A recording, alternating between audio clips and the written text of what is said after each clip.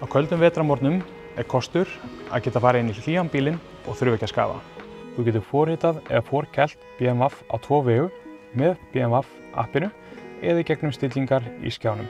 Fyrir rafbíla og plug-in hybrid best að bíllinn sé í hleðslu svo orkan sé nýtt úr hleðslunni í stað rafhlöðunnar. Opnaðu My BMWaff appið, ýttu á viftutáknið og staðfestu start. Bíllinn byrjar að hita eða kæla farþegarýmið að því hitastigi sem síðast var stillt í bílnum.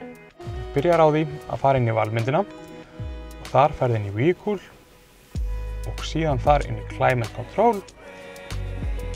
Inn í Climate Control fyrir við inn í stillingar, Preconditioning og þar getur þú búið til Departure Plan eftir hvaða dag eða heilu vikurnar þú vilt hafa bílinn heitan og tilbúinn áður en þú fer af stað.